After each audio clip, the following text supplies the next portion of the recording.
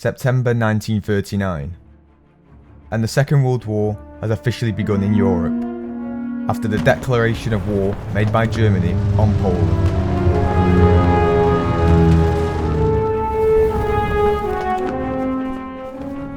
Denmark's military position at the start of the conflict was very weak, hence why they declared themselves a neutral nation at the beginning of the conflict.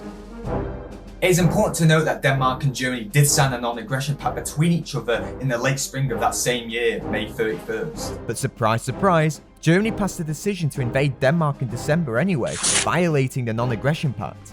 Denmark was already suspicious of a potential German occupation of their country. Therefore, Denmark recruited 8,000 more troops to total an underwhelming and insufficiently equipped nor trained army of 14,000. Yeah, let's just say they weren't cut out to compete with Hitler's muscle flexing 3.7 million. So what we have to question is, why did Germany invade their weak and armless neighbour not even 6 months after the initial signing of the non-aggression pact? Hitler wanted to use Denmark as a staging ground opportunity to invade Norway.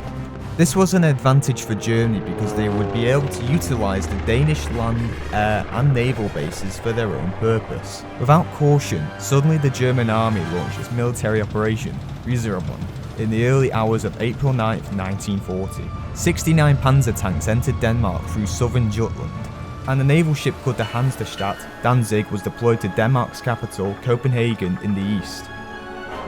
Minor ground warfare took place between the German and Danish troops in Jutland. However, the Danes were unfortunately defeated due to their inadequate equipment and poor training. Terrain also significantly disadvantaged the Danes because of how flat the land was, meaning it was unsuitable for defending off an invasion. The occupation of Copenhagen was relatively simple. It only took 2 hours to control the entire capital. Shortly after the surrender from the Danish government's Prime Minister at 8:34 AM, Thorvald Starning. He halted Denmark's efforts to resist German occupation as he knew the military was incapable of holding off from an invasion, let alone achieving victory. Furthermore, Starning was also scared that Germany would flatten the capital by bombing it, like they had previously done with Poland's capital, Warsaw.